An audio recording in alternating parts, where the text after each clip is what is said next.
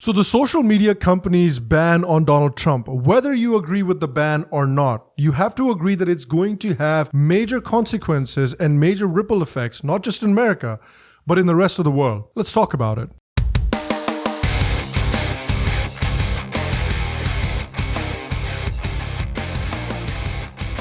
Hello, and welcome to another edition of the Sham Sharma Show Global. This is the Sham Sharma Show, but in English. So you might be wondering why I'm talking about Trump getting kicked off of social media platforms and how it really relates to India and what's going on in India. See, the issue here is that what has happened in the US recently is 100% going to have effects all over the world in due course of time. So for people that might not be aware, Donald Trump has recently been kicked off of Twitter and Facebook permanently. On top of that, he has also been banned from many other major platforms, like his online store has been shut down. He has been kicked off Spotify. He has been kicked off Google. He has been kicked off Shopify. He has also been kicked off Pinterest. Why Pinterest? Did Pinterest think that people are gonna get radicalized by Trump's souffle recipe or his best winter coat ideas? And the many people who speak about the importance of free speech have been very gleefully supporting not just Trump's removal, but the removal of many other people as well. So many prominent Democrats and people that support the Democratic Party have obviously celebrated Trump's removal from many social media platforms. On top of that, CNN has also been advocating the removal of Fox News from various cable service providers. Look, again, I'm not supporting what Trump did, and I'm obviously not supporting what Trump's followers did. But there are hypocrisies here, and there are problems here that are going to have far-reaching consequences. Because remember, even in India, people have been trying to stop the speech of non-left organizations and non-left individuals for a very long time. We've been seeing already how the state machinery and how the legal machinery is being used to attack Republic TV in India and attack Arnab Goswami and somehow get Arnab Goswami to stop. And every step of the way, secular liberals have supported this blatant attack on freedom of speech. Very recently, the social media head of the Congress party came out and said publicly that the Twitter accounts of prominent BJP leaders like Tejaswi Surya, Amit Malviya should be banned because they're apparently inciting violence and enmity between various groups. Many Islamist activists who are really Islamist apologists have been now asking for Modi's removal from Twitter and other social media platforms as well. Now you might be looking at these accounts and thinking to yourself, who the fuck is that guy? Who the fuck is that?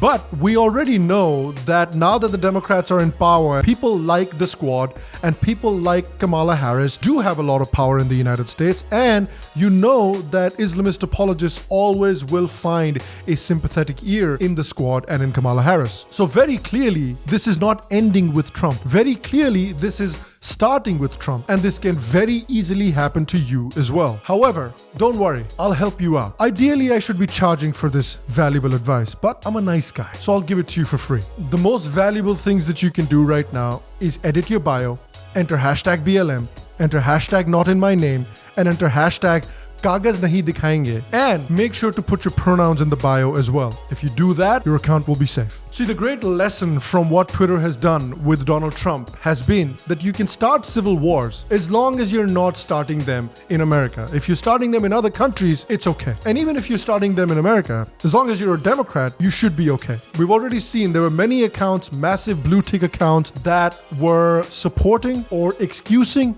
or trying to justify the widespread looting that happened in the summer in America, in cities like Minneapolis, in cities like Kenosha, in cities like Chicago and Los Angeles, and their accounts are absolutely fine. We've already seen how there were many people, massive blue tick accounts, who were supporting illegal activities during the anti-CAA protest, that were supporting illegal activities during the farmers' protest that happened recently, and their accounts are also absolutely fine. Islamist apologist organizations like Stand With Kashmir, who openly support violent terrorists in Jammu and Kashmir, their accounts tend to be absolutely fine. Trump's account has been deleted, but at the same time, the Chinese Communist Party's accounts are just fine. Vladimir Putin still has an account. Turkish President Erdogan, who just carried out a mass killing of Kurds on the Turkish-Syrian border, his account is just fine. Ayatollah bloody Khamenei still has a Twitter account. So you have the hypocrisy there. And then on top of that, apps like Parler, which is an app that is mostly being used by right-wing or conservative people. Parler has been kicked off of the iOS iOS and Android app stores. It has also been kicked off Amazon's cloud services. So on the one hand, you're banning people from using your own apps, and then on the other hand, you're also banning the apps that these people can then go to once they've been banned on your app. So you're essentially trying to ensure a situation where the people that you have banned cannot use their voices anywhere. Clearly,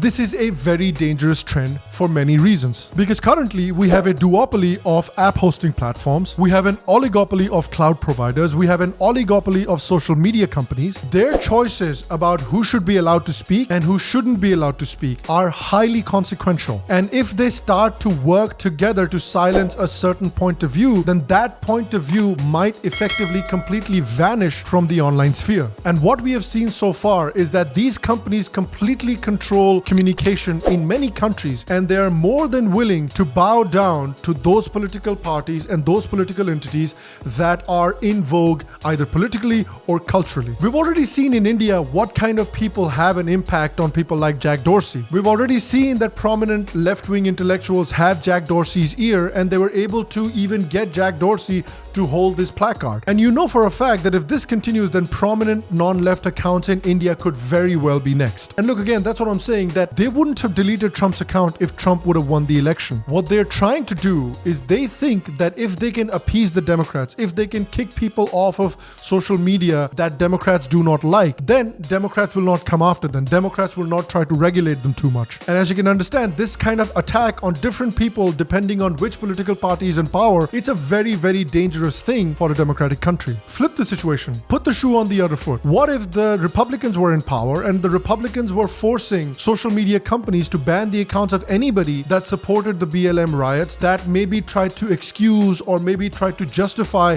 the widespread looting that happened in many cities? What if the Republicans forced social media companies to delete those accounts? And many countries are rightly realizing that this issue is not just going to stay in America, this is going to boil over to their countries as well. And that's why the Mexican president, who by no means is a friend of Donald Trump, even he realized the danger of what these social media platforms have done, and he even likened it to a holy inquisition. The man who is the leader of the opposition in Russia, the primary opponent to Vladimir Putin, Alexei Navalny, even Alexei Navalny spoke up about how what the social media companies had done was wrong. He tweeted out that we have seen many examples in Russia and China of such private companies becoming the state's best friends and enablers when it comes to censorship. He is 100% correct, because at this point, this is a matter of national security to many countries as well, like India, like Israel, and many other countries who want to maintain a sovereign communication channel from their leaders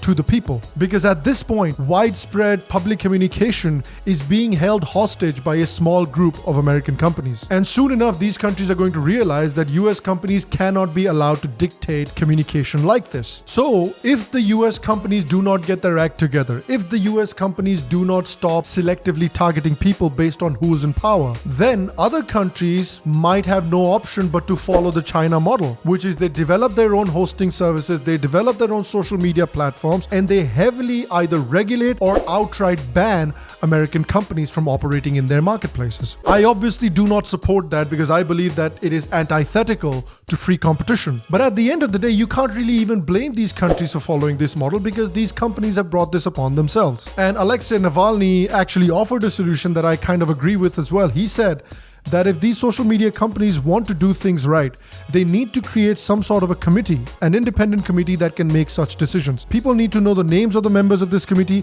understand how the committee works, how the members vote, and how we can appeal against the decisions of this committee. If people want these apps to be trusted, if people do not want these apps to be either banned or heavily regulated in each country, then a certain level of transparency needs to come into how these apps and how these platforms work. And I want to ask you as well, do you agree that there might be ripple effects by the decision that these companies have taken? Do you think that I'm overstating the importance of what these companies have done? Let me know your thoughts and comments in the comment section down below.